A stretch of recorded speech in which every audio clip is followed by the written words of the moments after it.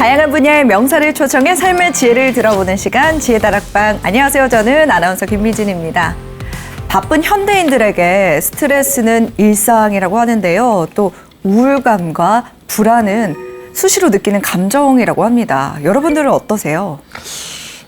저는 정말 스트레스 받는 걸 정말 싫어해서 네. 제 인생 모토가 스트레스 받지 말고 살자 이렇게 하는데 네. 이 방송 와서 출연만 하면 이 방송국 PD님들이 옷을 왜 이렇게 입었냐, 바캉스 왔냐, 다리에 털은 왜 안 깎았냐부터 시작해서 스트레스를 너무 줍니다.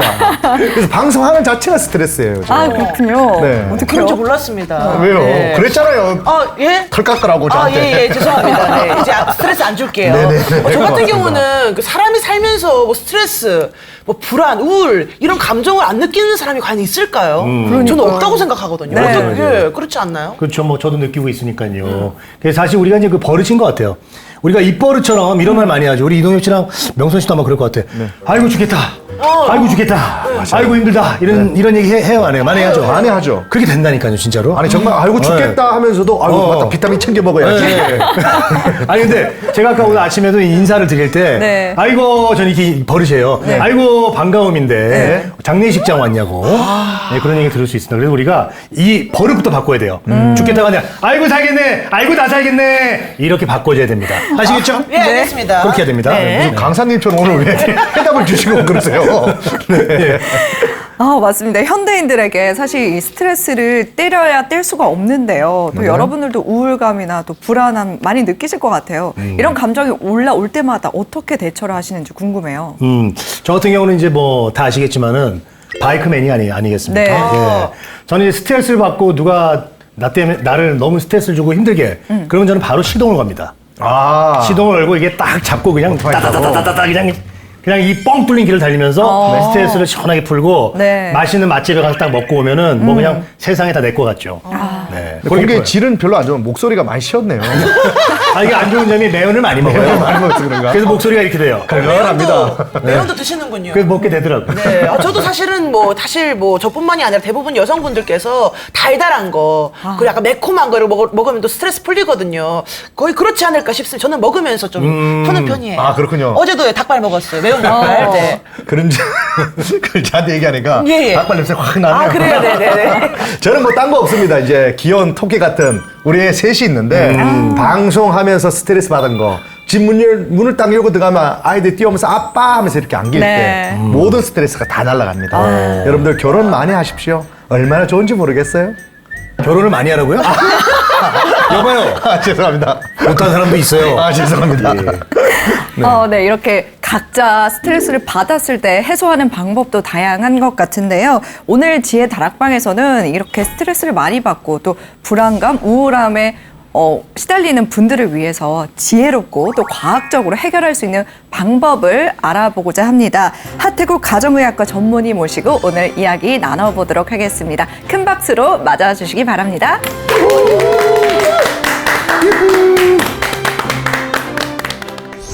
대학 입시를 떨어졌어요. 이제 마지막 학력고사 세대였는데 종로학원 접수하기도 전에 먼저 찾아간 곳이 명상센터였어요. 제가 드리고자 하는 얘기가 주류 학계의 얘기와는 많이 달라요. 보통 의사들이 하는 얘기랑 많이 달라요. 내가 졸업을 하면 모든 병을 이게 딱 보기만 해도 환자 증상 듣기만 해도 모든 병을 진단을 탁 내리고 또 치료법도 탁탁탁탁 나올 줄 알았어요. 네. 약이 정말 치유를 일으켜주느냐 가져오느냐 그것도 아니었고 약 말고 다른 치료법들이 있지 않을까. 그런 물질적인 수단 말고 다른 치료법이 있지 않을까. 우리 심신의 스트레스 관리를 넘어서 질병의 치유 그런 방향으로 명상을 적용하고 있습니다.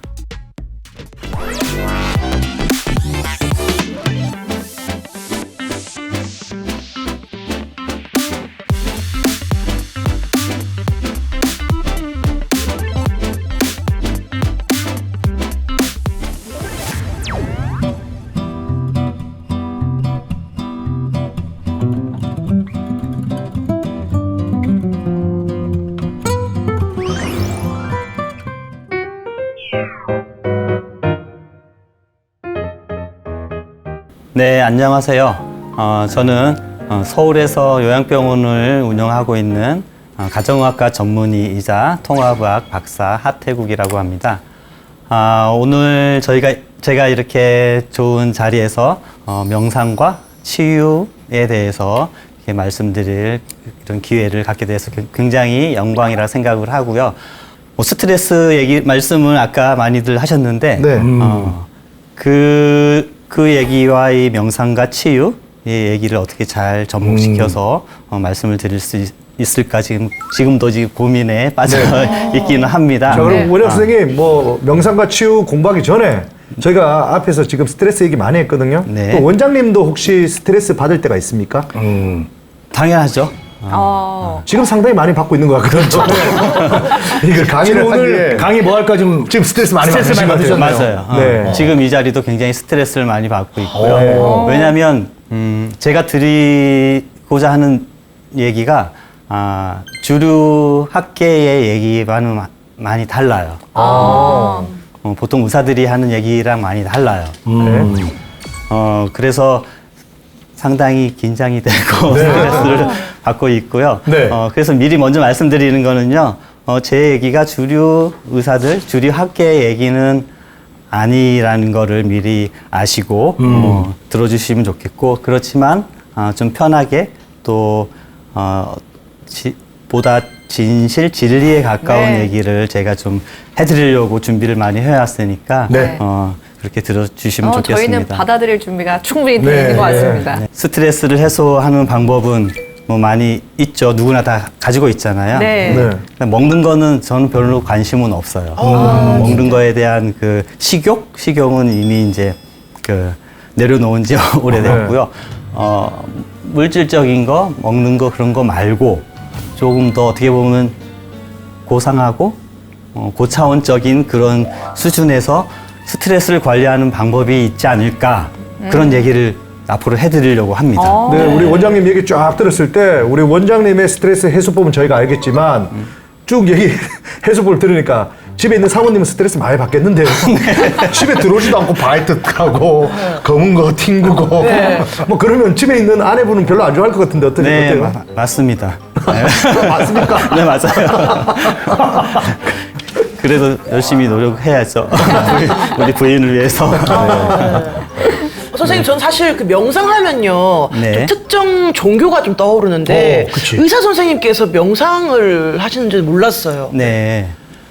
명상을 하면 그 지능도 높아지고 학습 능력도 높아진다는 그런 얘기를 듣고 명상을 시작하긴 했는데, 지금은 사실 명상을 어떤 치유, 좀 근본적인 치유를 위해서 명상을 적용하고 있습니다.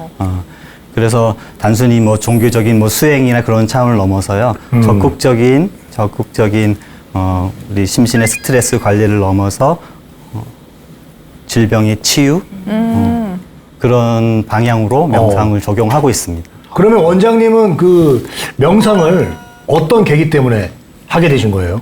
하여튼 제가 명상을 처음 배운 거는 1993년. 20살 이제 청년이었죠.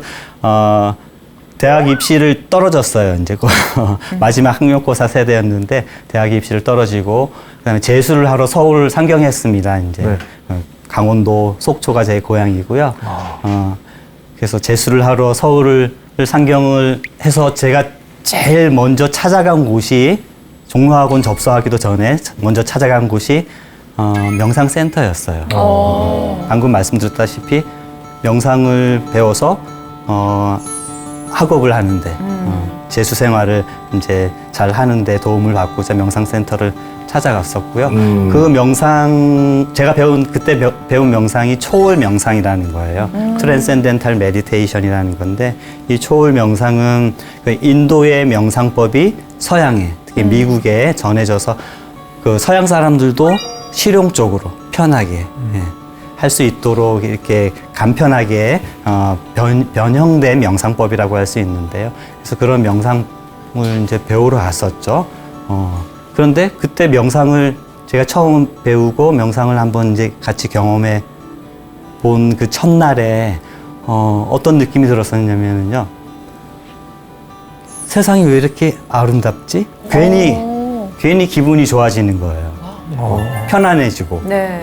낯선 서울에 올라와서 하숙집에 짐 이만큼 풀어놓고 그렇게 앞으로 1년을 어떻게 살아갈까 고민하던 그 청년이 명상을 한 번 하고 나서 뭔가 마음의 그런 스트레스 그런 게 사르르 없어지고 그냥 보이는 세상이 다 아름다워 보이는 거예요.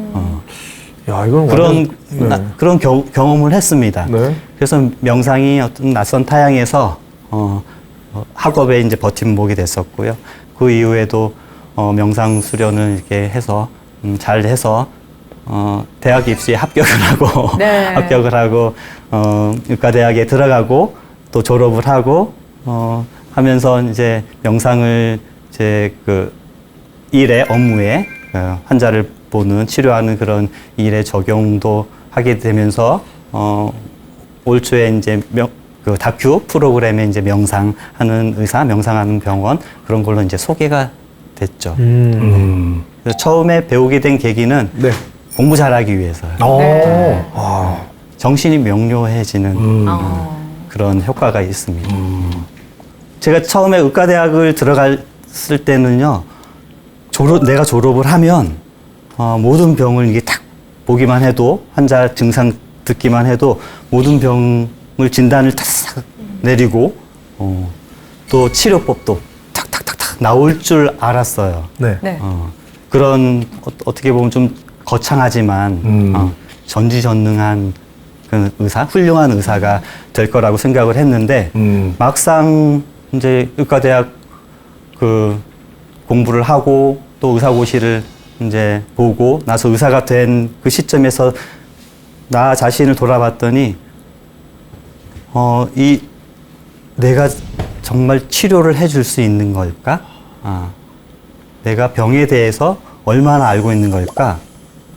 그리고 의사들이 배우는 거는요 거의 약물 중심의 치료법이거든요. 네. 약물 중심의 치료법. 그런데 그 약물의 작용 원리, 치료 원리를 가만히 살펴보면은요, 약은요, 거의 모든 약은 치료제가 아닌 거예요. 치료제가 아니라면 약간 임시 방편적인 거라는 지금 건가요? 약사에서 소송 들어온다고 지금 전화가 왔거든요. 그 약은요, 어떻게 보면, 맞아요. 임시방편? 임기응변? 왜냐하면 거의 모든 약물의 작용 기전이요, 억제제고 차단제예요. 네. 억제제고 차단제. 그리고 굉장히 어떻게 보면 공격적이고요, 파괴적인 그 방식으로 효과를 내거든요. 네. 뭐 감기 걸리면 열 나고, 네. 기침도 나고, 뭐 또 콧물도 나고 그러잖아요. 네. 감기 약으로 어떤 약을 쓰냐면요, 열 나면 해열제, 억지로 네, 네. 열안 나게 열을 하고. 내리게 만드는 거. 또 기침하면 진해제라고 기침을 억제하는 약물을 쓰는 거고. 그 기침하고 콧물 나고 열 나고 하는 건 우리 몸의 자연스러운 면역 반응이거든요. 예. 그런데 약은 그런 자연스러운 면역 반응을 억제하는 그런 약물들 쓰는 거거든요. 그게 감기약뿐만 아니라 고혈압 약도 그냥 항고혈압제, 혈압을 억지로 내리는 거고요. 당뇨약도 혈당을 억지로 내리는 거고. 항암제도 암세포 죽이는 좀 파괴적인 치료, 공격적인 치료고 남성주의적인 네. 그런 치료법들이어서. 근데 진짜 치유라고 하면 그런 파괴적이고 차단하고 억지로 누르고 하는 그런 게 아니라 신체의 어떤 생리적 반응들, 프로세스들을 이렇게 북돋워주고 촉진시켜주는 그런 거여야 되는데 약물은 사실상 그런 게 없는 거였어요. 보시다시피 외과 의사는 거의 자동차 정비사처럼 수술이라는 게 자동차 네. 정비사랑 다른 게 뭐가 있을까 그런 의문도 들었고요. 내과 의사는 환자의 뭐 증상이 어떻든 이런저런 증상 결국에는 기승전 약. 내 머릿속으로는요, 환자가 이런저런 증상을 호소를 하면은요, 머릿속에서는 어떤 약을 써야 되지? 그런 자신을 발견한 거예요. 근데 과연 약이 정말 치유를 일으켜주느냐, 가져오느냐, 그것도 아니었고, 약 말고 다른 치료법들이 있지 않을까. 그런 물질적인 수단 말고 다른 치료법이 있지 않을까 하는 그런 고민을 할 수밖에 없었습니다. 지금 병원에 가시면 그 아주 짧은 시간에 동안 이게 진료를 보잖아요. 맞아요. 의사 선생님들이랑 말 붙이기도 어렵잖아요. 네. 현대의학의 어떤 실상인데 좀 과장되게 표현한 거긴 하지만 의사가 환자를 보지 않죠. 거의 검사 결과만 봐요. 혈액 검사 그리고 엑스레이 또 뭐 CT 그런 영상의학적인 검사 그것만 보지 모니터만 보고 환자를 볼 틈이 없어요. 환자를 보면 안 돼요. 맞아요. 환자를 보다가 환자랑 눈이 마주치면 큰일 나요. 왜요? 왜? 왜 왜요? 그런 거예요? 환자가 말을 하기 시작하거든요. 그러면 그러면 시간이 길어지니까. 네. 이거는 뭐 우리나라 의료 시스템의 문제도 커요, 사실은. 의사가 환자랑 깊은 상담, 깊은 얘기를 할 시간적인 여유가 없고요. 그거에 대한 어떤 보상이나 수가가 전혀 없거든요. 그래서 꼭 의사 잘못은 아니고요. 네.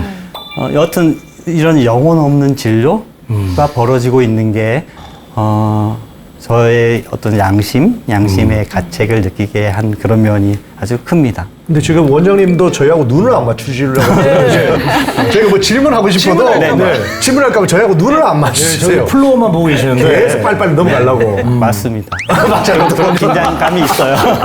이거 너무 인정을 이렇게 잘하세요. 네.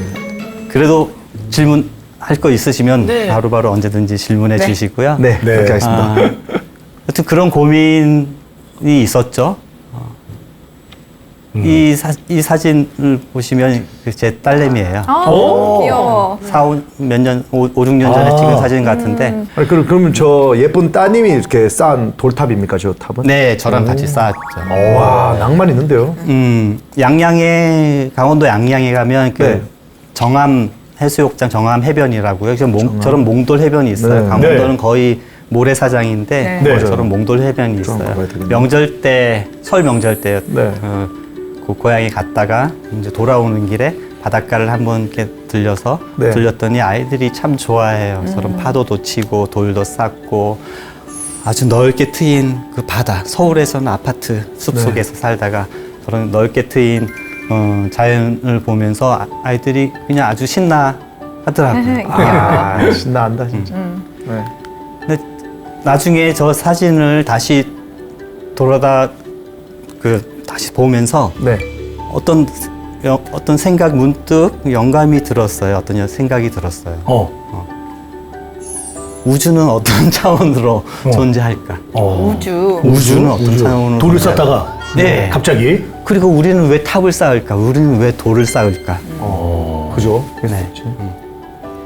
저 화면을 보시면 땅도 있죠, 돌도 있죠. 네. 딱딱한 물질 돌도 있고요.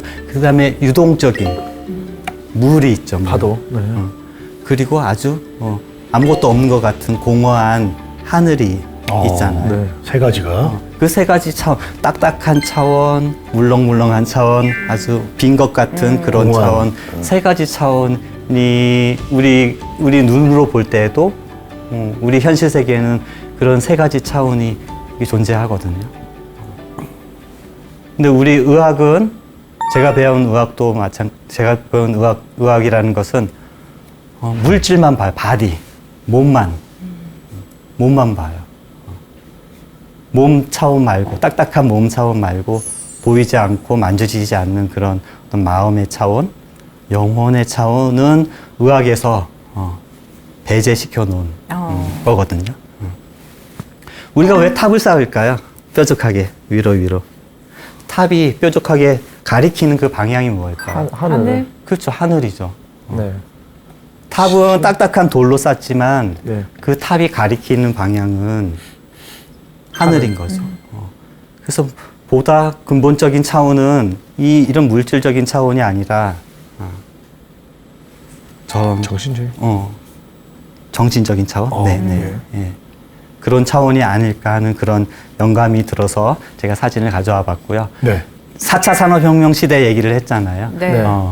그 아주 유명한 책이 있어요. 사피엔스라는 책이 네. 저 번역이 돼서 나온 책인데 그 인류학자 유발 노아 하라리가 쓴 책인데 호모 사피엔스의 그 3만 년 역사를 이렇게 쓴 책이죠. 근데 이 책의 끝에 이 하라리는 어떤 얘기를 하고 있냐면요. 호모 사피엔스의 종말, 종말에 대해서 얘기를 하고 있는데 네. The animal that became a god라고 얘기를 했어요. 신이 된 동물. 우리 인류는 지금 신이 되기 직전으로 와 있다. 막 신이 되려고 하고 있는 그런 상태로 와 있다. 이게 어떤 의미일까요? 우리가 자연도 다 파괴하고 네, 네. 그리고 어떤 종을 이제는 우리가 DNA를 끄집어내서 새로운 뭐 또 네, 네, 네, 맞아요. 동물들도 만들어내고 네, 복제도 네. 하고 하는 네, 게 완전 네. 신이 하는 영역을 우리가 하고 있지 않나 맞아요. 생각도 맞는 들어요. 말이에요. 창조와 네. 파괴, 네. 예, 그 신의 영역으로만 알고 있었던, 신의 능력으로만 알고 있었던 파괴는 아니죠. 파괴는 인간이 다 파괴하고 있으니까 창조. 네. 창조의 그 능력을 인간이 이게 쥐게 됐다라는 얘기거든요. 그래서 신이 되기 직전에 와 있는 지금 호모 사피엔스가 그 상태라는 겁니다. 그래서 4차 산업혁명 시대 얘기를 하는데, 네. 이게 이 추세를 가만히 살펴보면은요, 유발 노아 하라리가 얘기했던 그 신이 되는 호모 사피엔스의 그 의미를 좀 알 수 있을 것 같더라고요. 자, 1차 산업혁명이 어떤 건가요? 뭐 전기 기관. 그렇죠. 증기기관차, 뭐, 기계, 기차. 포크레인과 같은 네. 그런 기계, 자동차, 기계혁명이죠. 기계혁명. 기계혁명이, 물질혁명이에요. 기계혁명이라는 건. 이 기계혁명이 우리 인간을 자유롭게 해줬어요. 어떤 면에서 자유롭게 해줬냐면, 육체적인 노동력으로부터 인간을 자유롭게 해줬거든요. 네. 자, 2차, 3차 산업혁명은 어떤 건가요? 전기, 전자, 뭐 컴퓨터 이런 거잖아요. 네. 이거는 우리 인간의 어떤 면을 자유롭게 해줬을까요? 어때요? 이동 공간 아니면 시간적인 시간과- 면에서 시간과 에너지? 그렇죠. 네. 뭐 통신 이런 거는. 네. 그리고 컴퓨터 이런 거는 우리의 정신적인 정신력, 노동. 두뇌. 그렇죠. 메모리, 컴퓨터가 다 저장해 네. 놓잖아요. 맞아요. 그런 정신적인 노동을 대신해 줬어요. 그리고 지금 4차 산업혁명에서 얘기하는 뭐 인공지능, AI? AI. 챗 GPT. 예. 네. 이런 4차 산업혁명은 우리 인간을 어떤 자유를 줄까요? 모든 우리의 뭐 이제 할 일이 없게 만들던데요? 인간들이 할 수 있는 일들을 다 이제 모든 것들을. 대체할 대체할 거다. 정보 제공. 우리는 육체적인 노동으로부터도 자유로워졌고요. 정신적인 노동으로부터도 자유로워졌어요. 네. 그 다음에 인공지능이나 그런 것들이 또 우리의 그 짐을 덜어줄 그런 측면들이 있어요. 그래서 없어질 직업들이 있는 거죠. 네. 그런데 인공지능이 대체하지 못한 직업이 있어요. 그런 직업군이 있어요. 네. 의사도, 네. 예술가나 종교 쪽. 맞아요. 창조적인, 네. 창조적인. 또 레크레이션, 예술이. 레크레이션. 또 여러분들처럼 방송인들. 인공지능이 하지 못하는 영역이거든요. 창조적인 영역. 아주 완전히 창발적인 그런 수준은 인공지능이 절대 할 수 없는 영역이에요. 그래서 이렇게 산업혁명이 발달하고 기술혁명이 발달하면서 우리 인간은 새롭게 더 풍요롭게 향유할 수 있는 지점들이 있는 거거든요. 그 지점들이 바로 예술적인 측면. 놀고 향유하고 즐기고 우리 인간은 그런 상태에 와 있고요. 그리고 유발 노아 하라리가 얘기했듯이 새롭게 창조, 오로지 우리 인간은 원하는 거를 창조하고 즐기고 향유하고 그런 시대에 와 있는 것 같습니다. 치유에 있어서도 그런 면을 말씀드리고 싶고요. 그래서 산업혁명, 앞으로의 산업혁명 어떤 의미를 가질까? 우리가 물질주의적인 사고 방식에 의해서 집 나가버린 영혼, 마음, 정신 또 영혼도 다시 되찾아올 때가 됐고요. 그런 의미에서 의식과 에너지, 영성 이런 얘기들을 막 해드리려고 그래요. 네. 저도. 또 질병과 건강 치유에 있어서도 주체성, 나 스스로의 주체성. 왜냐하면은요, 질병도 그렇고 건강도 그렇고 내가 스스로 창조하는 거거든요.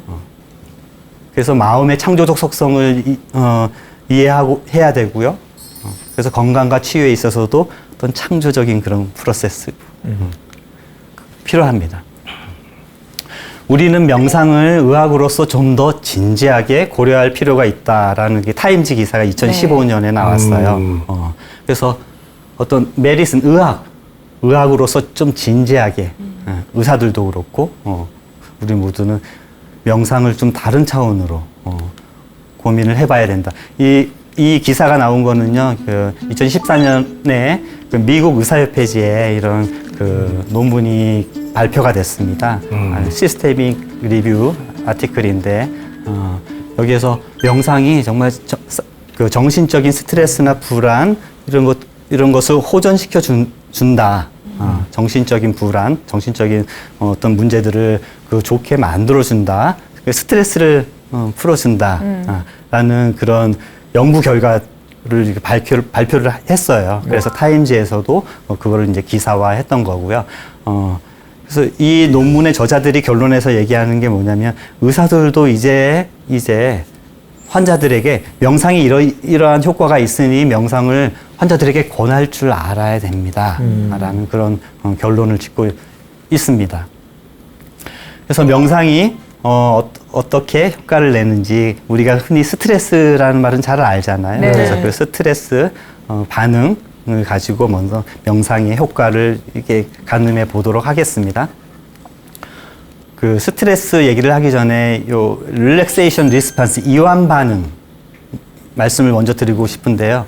명상이 신체에 분명히 신체 생리에 미치는 영향이 있어요. 명상을 하면 신체 생리적으로 뭔가 변화가 일어나요. 네. 그거를 릴렉세이션 리스판스라고 이제 이름을 붙였는데 저렇게 이름을 붙인 사람은 하버드 의대의 그 심장내과 전문의였던 허버트 벤슨이라는 의사예요. 이분한테 그 초월 명상, 제가 20살에 배웠던 그 초월 명상, 초월 명상 단체 사람들이 이 의사를 찾아갔어요. 네. 찾아가서 초월 명상이 이렇게 좋은 효과가 있으니 우리를 대상으로 실험을 해달라. 실험을 해달라. 허버트 벤슨은 이게 명상에 대해서 아무것도 모르던 사람이었는데 사람들이 찾아와서 좀 의아했죠. 의아했지만 한번 연구를 해봤어요. 연구를 했더니 허버트 벤슨이 놀란 거예요. 분명히 명상이 신체의 생리적인 어떤 변화를 일으킨다 하는 거를 허버트 벤슨이 알아낸 거죠. 그래서 그 신체적인 변화, 그거를 이완 반응이라고 이제 이름을 붙였던 거고요. 생리학적으로는 이제 그 이완 반응은 부교감 신경이 활성화다라고 얘기를 해요. 우리 자율신경에는 교감 신경이 있고요. 부교감 신경이 있는데 교감 신경은 스트레스 받을 때 활성화되는 게 교감 신경이에요. 그래서 저도 학교 다닐 때 어떻게 배웠냐면 그 야간 자율학습 안 하고 땡땡 치고 담장 넘어가다가 교감 선생님한테 걸렸을 때 몸에서 어떻게 스트레스는 느껴지지? 심장 벌떡벌떡 뛰고 뭐 식은땀 나고 막 그러잖아요. 숨도 막 쌕쌕거리게 되고 그런 게 자율신경계 중에서 교감신경이 이제 활성화될 때 나타나는 스트레스 반응이에요. 근데 이제 이완 반응은 부교감신경이 활성화될 때인데 우리 목욕탕 탕 안에 들어가면 몸이 살살 녹으면서 하면서 이렇게 몸이 풀어지잖아요. 마음도 풀어지고 그런 게 이제 부교감신경이 활성화돼서 릴렉세이션, 이완 효과가 나오는 거죠. 그래서 허버트 벤슨이 명상의 그런 의학적인, 생리학적인 메커니즘을 처음으로 이제 발견을 했다라고 볼 수가 있고요. 그래서 허버트 벤슨이 이런 얘기를 해요. 이완 반응은 신체의 아주 깊은 휴식 상태다. 그래서 스트레스에 의한 반응들을 반대로 해소시켜준다. 라고 얘기를 하고 있습니다. 또 명상은 뭐 졸리거나 자거나 그런 게 아니에요. 깨어 있으면서도 정신은 명료하면서도 몸은 아주 깊은 휴식 상태에 들어가는 거. 그리고 훈련을 통해서 반복적인 명상과 수련을 통해서 더 깊은 이원 반응을 낼 수가 있어요. 스스로. 스트레스 반응은 이런 거죠. 우리가 스트레스를 받으면은요, 뇌에 시상하부라는 그 뇌 그 부위가 있어요. 좀 어려운 얘기가 나오니까 잘 들어보세요. 시상하부에서 급성 스트레스를 인지를 하고요. 그 자율신경계에 아까 말했던 교감신경을 통해서 스트레스 신호를, 스트레스 반응을 일으킵니다. 네. 그것이 교감신경을 직접적으로 통해서 심장으로 가면은요, 심장이 빨라져요. 맥박이 빨라져 두근두근 거리고 혈압도 이제 올라가게 되는 거죠. 그리고 저기 오른쪽으로 또 부신수질, 신경 내분비 경로를 통해서 부신수질, 우리 콩팥 신장 위에 붙어 있는 부신이라는 내분비 기관이 있는데요. 그럼 거기 부신수질에서 아드레날린이라고 하는 또 노르아드레날린이라고 하는 그런 호르몬을 방출시켜요. 그게 심장으로 또 가서 심장을 더 벌떡벌떡 뛰게 만드는 거죠. 이게 바로 스트레스 반응, 우리가 쉽게 알 수 있는 스트레스 반응이고요. 또 다른 스트레스 반응은요, 시상하부 뇌하수체 부신 피지를 통하는 경로인데요. 여하튼 시작은 시상하부예요. 시작은 시상하부인데 이 부신 피질에 그 신호가, 스트레스 신호가 오면은요, 부신 피질에서 코티졸, 스트레스 호르몬이라고 하는 일명 그 코티졸이 분비가 되는데, 이 코티졸이라는 호르몬은요, 어떤 역할을 하냐면 혈당을 높여요. 혈압을 상승시켜요. 네. 또 면역 시스템은 억제시켜요. 스트레스 받으면 면역 시스템이 망가지. 정지해요. 또 소화 기능 억제. 우리 스트레스 받으면 소화 안 되고 배도 잘 아프죠. 이게 바로 다 저 코티졸에 의한 영향이라고 볼 수 있어요. 이런 게 자주 반복적으로 오래 지속되면 어떻게 될까요? 만성. 혈당이 계속 높아지면 당뇨, 고혈압. 혈압이 계속 상승이 되면 고혈압으로 갈 수가 있겠죠. 고혈압. 면역 시스템이 지속적으로 억제가 되면 감기도 잘 걸리게 될 거고, 약해지겠네요. 암, 암. 암이라는 질병도 관련이 있죠. 우리가 스트레스라고 하는 거는요, 원래 스트레스를 일으키는, 나한테 주는 그 요인을 얘기하는 건 아니에요. 그 요인에 대한, 스트레스 원인자에 대한 나의 반응을 스트레스라고 얘기를 해요. 그래서 스트레스를 주는 원인은 스트레서라고 하는 거죠. 그래서 중요한 거는요, 스트레스를 주는 요인이 아니라 내가 그것을 어떻게 반응하느냐예요. 나의 반응이 중요해요. 호랑이 굴에 들어가도 정신만 바짝 차리면 살아날 수 있는 거고요. 누가 옆에 폭탄이 떨어지는 그런 전시 상황이어도 내가 평정심을 갖고 있으면 그게 나한테는 스트레스가 되지 않는다는 거예요. 그래서 나의 반응이 중요하다는 거. 우리가 어떤 스트레스를 받으면은요, 우리 뇌에서 저기 코그니티브 어프레이절 또 어펙티브 인테그레이션이라고 되어 있는 게 있는데, 뇌에서 이게 스트레스 상황이 맞나 아니나 하는 그 인지적인 평가가 이루어지고요. 또 정서적으로 융합이 돼요. 감정이 융합이 돼요. 그래서 인지적인 평가라는 건 뭐냐면은요, 예를 들면 밤에 길 가는데 뭔가 꼬부라진 새끼줄 같은 게 보이는데 저게 모양이나 이렇게 봤을 때, 뱀인가? 아닌가? 그런 사고죠. 생각이죠. 근데 정서적인 융합이라는 거는 뭐냐면 거기에 감정이 붙죠. 우리가 뱀이라고 하면 소름 돋고 징그럽고 하는 그런 정서가 그 양념처럼 덧붙여요. 그래서 정서적 융합은 어떤 스트레스 리스판스의 강도를 정해주고요. 인지적인 평가는 방향. 저 뱀을 피할 것인지 아니면 저거 새끼줄이야 하고 그냥 밟고 지나갈 것인지 그 방향을 가르쳐 주는데, 여하튼 우리 뇌에서 마음에서 생각과 감정을 통해서 그걸 스트레스 상황을 이렇게 받아들이잖아요. 받아들여서 우리 몸으로 전달이 되는데 그게 신경계와 내분비계를 통해서 전달이 돼요. 그 신경계와 내분비계를 통해 전달되는 그 방식이 아까 봤던 스트레스 리스판스예요. 스트레스 반응이에요. 근데 이 스트레스 반응은요, 그냥 저절로 이루어져요.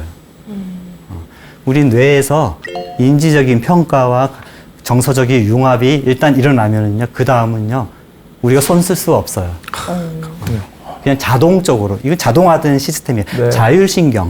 자율신경이 자동적으로 일어나죠. 그래서 우리 타겟 오건, 우리 신체 장기에 어떤 그 영향을 미치게 됩니다. 어떤 스트레스 사건이 있으면 우리 뇌에서 인지적인 평가를 하고 감정적인, 정서적인 이제 양념치기를 합니다. 그래서 위협으로 인지가 되면 촉발 메커니즘이라고 되어 있잖아요. 그게 바로 스트레스 리스판스예요. 스트레스 리스판스. 신경계, 내분비계를 통해서 저절로 일어납니다. 여기서 저절로 일어난다는 말에 잘 주목을 해 주셔야 돼요. 저 단계에서는요, 우리가 손 쓸 수가 없어요. 자, 우리 마음의 스트레스가 몸에 미치는 영향, 뭐 이런 뭐 속담이나 이렇게 흔히 하는 말로도 많이 잘 알고 계실 거예요. 사촌이 땅을 사면 배가 아파. 배가 아파. 제가 사촌이 땅을 안 사도 배가 아픈 경우가 있더라고요. 네. 이 마음의 스트레스가 많이 쌓이다 보니까 이 만약에 학창 시절 때 이제 내일 시험 봅니다 이렇게 말하는 순간 네. 갑자기 아픈 배가 아파지고 네. 잠도 안 오고 막 네. 그렇게 되더라고요. 네, 맞아요. 꾀병 부리잖아요. 네. 애들이 학교 가기 싫다고. 네. 아픈 것 같다. 갑자기 네. 진짜 아픈 것 같아요. 근데 그렇게 계속 꾀병 부리다 보면 진짜로 배가 아파지고요. 네. 저는 그 꾀병이라는 것이 아이들한테만, 유치한 아이들한테만 있는 것이 아니라 성인들도, 네. 우리 어른들도 상당히 유치해요. 이 아까 봤던 시스템 모델, 스트레스 리스폰스의 시스템 모델을 약간 좀 이 모델의 깊은 의미를 좀 살펴보고자 하는데요. 그러니까 정서적 융합과 인지적 평가 그 단계는 사실은 우리 에고 마인드에서 하는 영역이거든요. 내 마음의 영역이 생각과 감정을 일으키는 내 마음에서 하는 영역이고요. 그 다음에 그 스트레스 리스판스는 우리 몸의 자율신경계, 내분비계를 통해서 일어나기 때문에 바디 차원에서, 몸 차원에서 일어나는 거죠. 이 마인드에서 매터, 마음에서 물질, 마음에서 몸, 마음에서 바디로 이렇게 내려오는 것을 알 수 있습니다. 이 스트레스 리스판스, 스트레스 반응은 어떻게 보면 어떤 부정적이거나 어떤 몸에서 일어나는 잘못된 오류 반응, 네. 병적인 반응이 아니에요. 그거는요, 뭐냐면 신이 만들어준 우리 몸의 프로그램이에요. 우리 뇌에서 하는 그런 생각과 감정이 몸으로 물질적으로 표현이 되도록 그걸 창조 과정이라고 마음의 생각들을 몸으로 표현하고 삶의 경험으로 표현하는 그런 것들을 창조적인 프로세스라고 제가 말씀을 드리고 싶은데요. 그래서 어떤 오류가 아니라는 거죠. 그리고 아까 말씀드렸다시피 스트레스 반응은요, 저절로 이루어지는 반응이어서 2단계에서는 의식적인 개입이 안 돼요. 손 쓸 수가 없어요. 맞아요. 스트레스 반응을 억제할 수가 없어요. 그래서 언제 억제할 수 있냐면요, 스트레스를 어떻게 인지하느냐. 인지적 평가. 우리 마음에서 하는. 저거를 스트레스로 받아들일 것이냐, 아니면 저거는 난 스트레스가 아니야. 문제가 아닌데. 네. 그 단계에서. 우리 사고의 틀. 그거를 그 단계에서 바꿔줄 수가 있습니다. 우리 마음에서, 머리에서 하는 모든 생각, 공상, 망상, 몽상, 어떤 아이디어, 모든 생각은요, 다 몸으로, 뇌를 통해서, 신경계를 통해서, 내분비계를 통해서 몸으로 표현이 됩니다. 그게 바로 창조적인 프로세스고요. 그런데 스트레스 이벤트, 스트레스 사건은요, 의식적으로든 무의식적으로든 사실은 전적으로 내가 선택하는 거거든요. 전적으로 자아에 의해서 선택이 됩니다. 네. 스트레스를 주는 환경이 있어서 내가 힘들고 고통받는 게 아니에요. 어떻게 보면은요, 나의 마음이 그런 스트레스를 주는 환경, 그런 사람들을 끌어당깁니다. 초청을 합니다. 이 얘기는 뭐 과학적으로, 의학적으로 증명할 수 있는 얘기는 아니지만요, 충분히 생각하고 고려해 볼 만한 문제라고 저는 생각을 합니다. 그래서 우리가 해야 될 일은요, 이 생각을 정제를 해야 돼요. 마인드 컨트롤처럼요. 부정적인 사고 패턴, 생각은 에너지가 있고요, 파동이에요. 어떤 생각은요, 그 비슷한 파동, 비슷한 에너지를 끌어당깁니다. 그래서 그 부정적인 사고 패턴을 정제를 해서 긍정적인 사고 패턴으로 바꾸는 거, 그게 바로 마인드 컨트롤이고요. 아예 생각 자체를 비우는 거, 생각을 안 하는 거. 그래서 순수한 창조적 의식, 영적 차원으로 접근하는 거. 그게 바로 명상. 네. 명상을 통해서 스트레스를 해소할 수 있는 그런 방법이 되리라고 저는 생각을 합니다. 정신신경 내분비 면역학이라는 이런 연구 분야도 있어요. 굉장히 어려운 단어네요. 네, 어려운 단어인데 말 그대로요. 이렇게 순서대로 보시면 돼요. 네. 정신에서. 정신의 작용이 그게 나의 생각과 감정이죠. 네. 네. 그런 정신의 작용이 신경계와 내분비계를 통해서 면역계에 또 우리 신체 장기에 영향을 준다라는 그런 거예요. 그래서 우리 몸이 우리 마음의 영향을 받는다. 우리 생각의 영향을 받는다. 감정의 영향을 받는다. 몸의 질병, 신체의 질병도 나의 마음, 의식 상태에 영향을 받는다라고 하는 그런 거를 밝히는 연구 분야가 이 정신신경 내분비 면역학이죠. 근데 정말 공감이 가는 게 제 아는 분이 그 병원에 갔는데 암이라는 판정을 듣자마자 암보다는 그 얘기 듣자마자 자기가 이제 마음에 상처가 생겨서 그런지 몸이 빼짝 말라갔거든요. 네네. 근데 갑자기 오진이었다. 네. 하니까 갑자기 살이 싹 올라오더라고요. 네, 네, 네.